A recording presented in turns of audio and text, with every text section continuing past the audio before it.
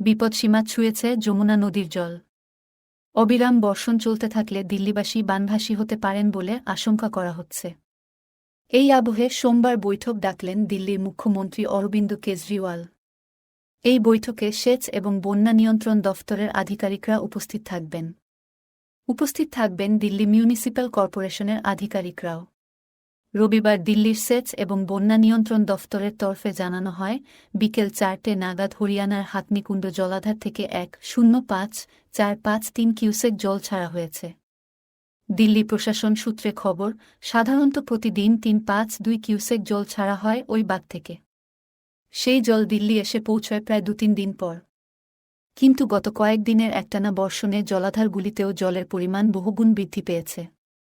দিল্লির বন্যা পরিস্থিতি নিয়ন্ত্রণের দায়িত্বে থাকা প্যানেল জানিয়েছে, পুরনো রেল সেতুর কাছে যমুনার জলস্তর বিপদসীমা ছুঁয়েছে।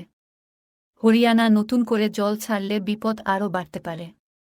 বন্যা পরিস্থিতির মোকাবিলায় ইতিমধ্যেই 6টি কন্ট্রোল রুম খুলেছে দিল্লির আপ সরকার। সরকারি কর্মচারীদের ছুটি বাতিল করা হয়েছে। যমুনা তীরবর্তী নিচু জায়গা থেকে বাসিন্দাদের অন্যত্র সরিয়ে নিয়ে যাওয়া হয়েছে। গত শনিবার থেকে রবিবার পর্যন্ত দিল্লিতে বৃষ্টি হয়েছে 1.53 মিমি। 1982 সালের পর জুলাই মাসে কোনো একদিনে এই প্রথম এত পরিমাণে বৃষ্টি হল দিল্লিতে। 1982 সালের 25 জুলাই একদিনে দিল্লিতে বৃষ্টি হয়েছিল 1699 মিমি।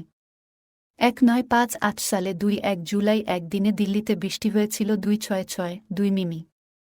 আগামী 2-3 দিন দিল্লিতে আরও বৃষ্টির পূর্বাভাস জারি করেছে আবহাওয়া দফতর। দিল্লির পাশাপাশি ভারী বৃষ্টিতে বিপর্যস্ত হরিয়ানা, হিমাচল প্রদেশ, উত্তরাখণ্ড, রাজস্থান, পঞ্জাব, জম্মু ও কাশ্মীরের মতো উত্তর ভারতের বিভিন্ন এলাকা। উত্তর ভারতে গত দুদিনে দুর্যোগে অন্তত 1-2 জনের মৃত্যু হয়েছে। বর্ষণ পরিস্থিতি নিয়ে দিল্লি এবং জম্মু ও কাশ্মীরের উপরাজ্যপালের সঙ্গে রবিবার কথা বলেন কেন্দ্রীয় স্বরাষ্ট্রমন্ত্রী অমিত শাহ।